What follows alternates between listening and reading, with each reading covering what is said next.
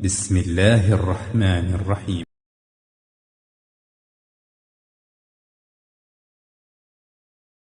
سجود السهو. ثبت أن النبي صلى الله عليه وسلم كان يسهو في الصلاة، وصح عنه أنه قال: إنما أنا بشر أنسى كما تنسون، فإذا نسيت فذكروني. رواه البخاري ومسلم. وقد شرع لأمته في ذلك أحكاما نلخصها فيما يلي. كيفيته: سجود السهو سجدتان يسجدهما المصلي قبل التسليم أو بعده، وقد صح الكل عن رسول الله صلى الله عليه وسلم.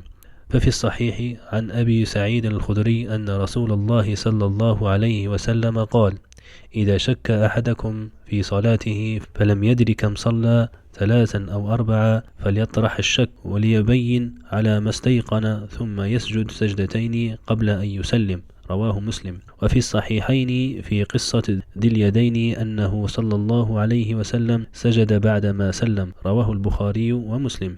والأفضل متابعة الوارد في ذلك، فيسجد قبل التسليم فيما جاء فيه سجود قبله، ويسجد بعد التسليم فيما ورد فيه السجود بعده، وخير فيما عاد ذلك. قال الشوكاني: وأحسن ما يقال في هذا المقام أنه يعمل على ما تقتضيه أقواله وأفعاله صلى الله عليه وسلم من السجود قبل السلام وبعده، فما كان من أسباب السجود مقيدا بقبل السلام سجد له قبله، وما كان مقيدا ببعد السلام سجد له بعده، وما لم يرد تقييده بأحداهما كان مخيرا بين السجود قبل السلام وبعده، من غير فرق بين الزيادة والنقص. ولما أخرجه مسلم في صحيحه عن ابن مسعود أن النبي صلى الله عليه وسلم قال: إذا زاد الرجل أو نقص فليسجد سجدتين. رواه مسلم. الأحوال التي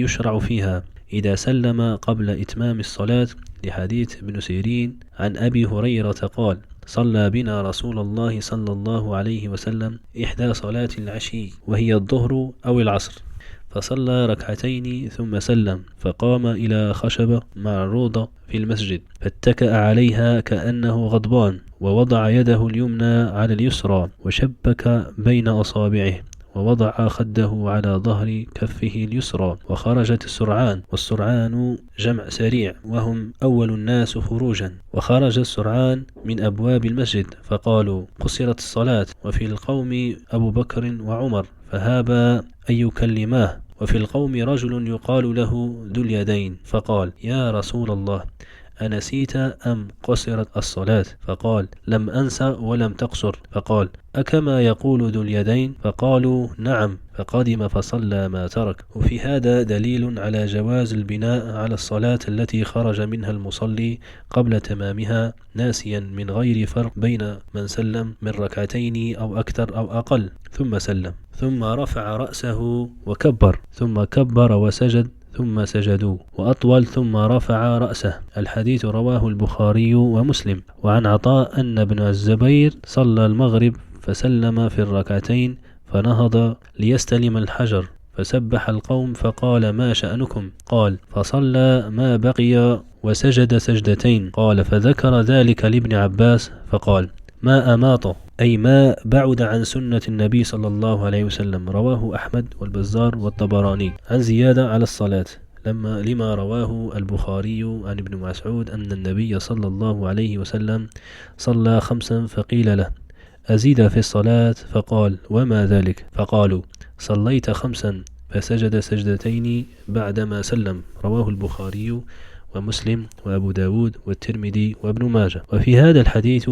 دليل على صحة صلاة من زاد ركعة وهو ساهٍ ولم يجلس في الرابعة عند نسيان التشهد الأول أو نسيان سنة من سنن الصلاة، لما رواه الجماعة عن ابن بحينة أن النبي صلى الله عليه وسلم صلى فقام في الركعتين فسبحوا به فمضى، فلما فرغ من صلاته سجد سجدتين ثم سلم. في الحديث أن المؤتم يسجد مع إمامه لسهو الإمام. وعند الحنيفية والشافعية أن المؤتم يسجد لسهو الإمام ولا يسجد لسهو نفسه. رواه البخاري ومسلم وأبو داود والترمذي وابن ماجه. وفي حديث أن من سهى عن القعود الأول وتذكر قبل أن يستتم.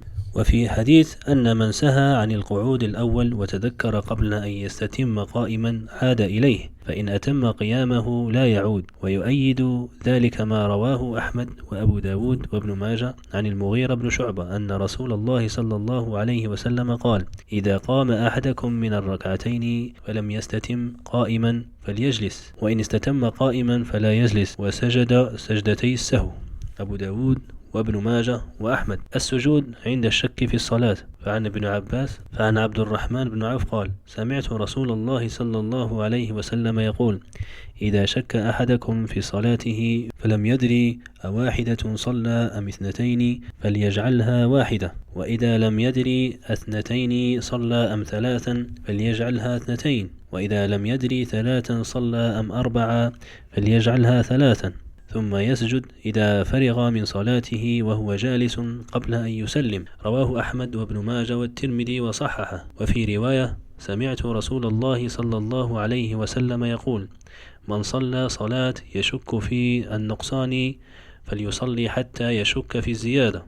وعن أبي سعيد الخدري قال: قال رسول الله صلى الله عليه وسلم: إذا شك أحدكم في صلاته فلم يدري كم صلى ثلاثا أم أربعة فليطرح الشك وليبين على ما استيقن، ثم يسجد سجدتين قبل أن يسلم، فإن كان صلى خمسا شفعنا له صلاته، وإن كان صلى إتماما لأربع كانتا ترغيما للشيطان. رواه أحمد ومسلم.